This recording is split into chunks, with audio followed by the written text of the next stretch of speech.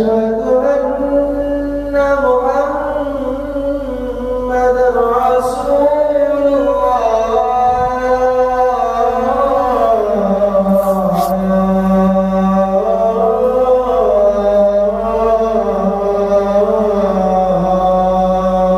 أشهد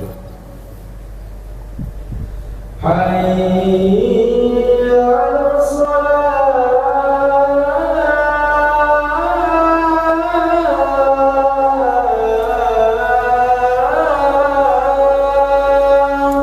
لا حول حي على الصلاة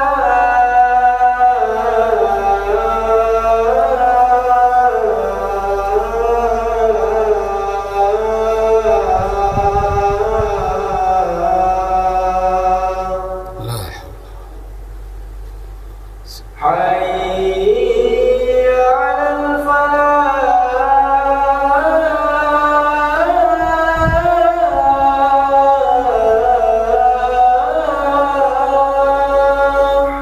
لا حول ولا حي على الفلاح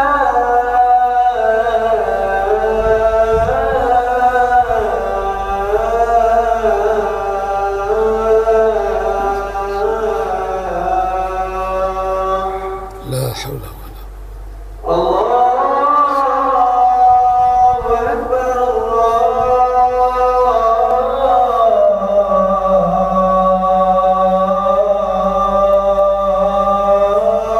الله أكبر الله أكبر الله لا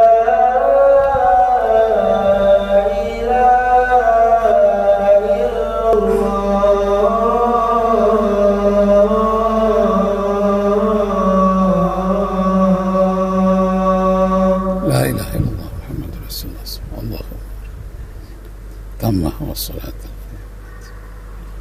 والفضيلة والشرف وبأس المقام محمد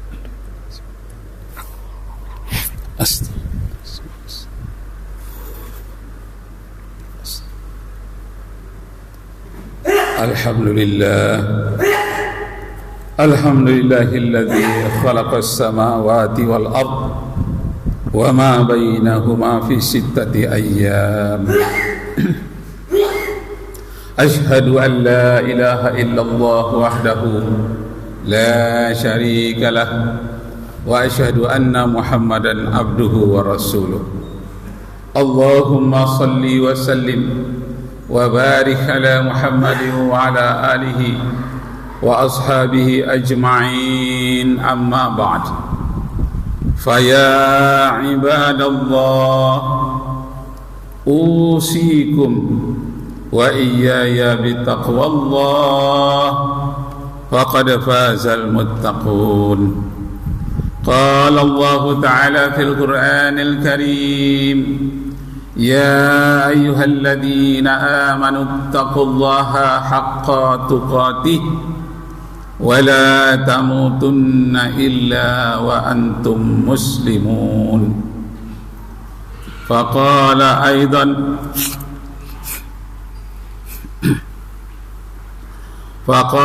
أيضا وإن هذا صراطي مستقيما فاتبعوه ولا تتبعوا السبل فتفرق بكم عن سبيله ذلكم وصاكم به لعلكم تتقون Sadaqallahul azim. Pertama-tama mari kita bersyukur dengan memuji Allah Subhanahu wa taala. Kemudian berselawat kepada Nabi kita Muhammad sallallahu alaihi wasallam. Allahumma salli ala Muhammad wa ala ali Muhammad. Khatib tidak lupa berwasiat kepada kita semua, termasuk diri khatib sendiri. Mari kita tingkatkan ketakwaan kita kepada Allah dengan sebenar-benarnya takwa, dan janganlah mati melainkan dalam Islam. Kaum muslimin sidang Jumat yang berbahagia, khutbah kita kali ini tentang penyakit masyarakat Yang dimaksud dengan penyakit masyarakat ini adalah perbuatan kriminal, perbuatan-perbuatan yang jahat yang timbul di dalam masyarakat itu sendiri. Misalnya sabung ayam, berjudi, pergaulan bebas, bullying atau perkelahian antar kelompok di dalam masyarakat, pencurian, begal dan banyak perbuatan kriminal lainnya yang tumbuh di tengah-tengah masyarakat itu sendiri. Itu oleh negara disebut sebagai penyakit masyarakat. Kaum muslimin yang berbahagia, dalam Islam untuk mengatasi pencurian itu adalah dengan memberikan zakat, infak, sedekah. Di samping itu diiringi dengan hukuman. Sudah diberikan hal-hal yang membangkitkan ekonomi mereka, dibantu fakir miskin. Setelah itu masih mencuri juga, ada disediakan hukuman. Di dalam surat Al-Maidah ayat yang ke-38 dinyatakan, wasyariqatu wasyariku wasyariqatu faqta'u aydiyahuma. Pencuri laki-laki, pencuri perempuan, hendaklah kamu potong tangan keduanya.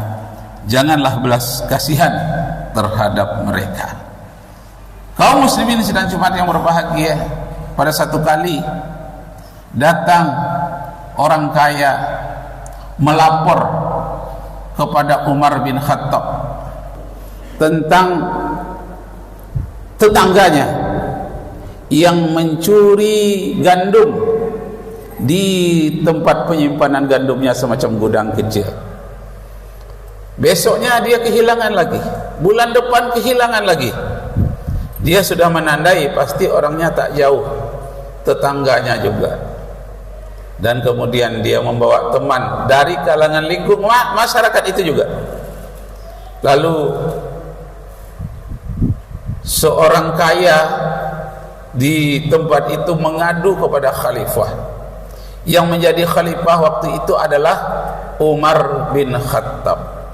Orang kaya itu menyatakan, aku tidak tahan lagi ya Amirul Mukminin, tetanggaku sudah pada menjadi pencuri.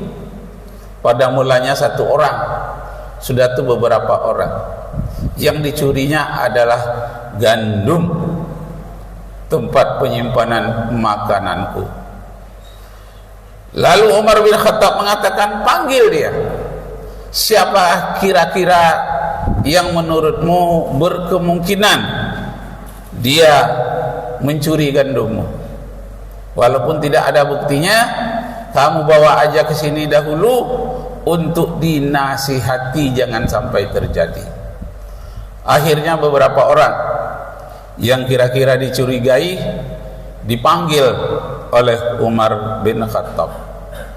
Lalu Umar bin Khattab berkata kepada mereka, betul kamu bertetangga dengan orang kaya ini?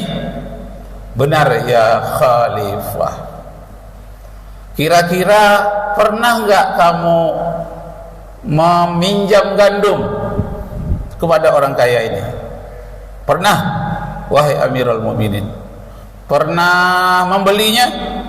Pernah. Pernah mencurinya? Itu pernah, wahai Amirul Mukminin. Terus terang dia katanya pernah. Masya Allah, kata Umar bin Khattab, tidak tahukah kamu di dalam Al-Quran bahwa orang yang mencuri itu tangannya harus dipotong? Apakah kamu tidak tahu? Tahu, wahai Amirul Mukminin. Bahkan aku hafal ayat itu, surat Al-Maidah ayat 38. Asyariqu wasyariqatu faqta'u aydiyahuma. Pencuri laki-laki dan pencuri wanita, hendaklah kamu potong tangan keduanya. Kalau kamu tahu ayat itu, kata Umar bin Khattab, kenapa kamu curi? Berarti tanganmu akan dipotong. Katanya saya mencuri itu sekedar untuk makan, wahai Amirul Mukminin, karena aku telah coba untuk membeli kepadanya, tak dapat.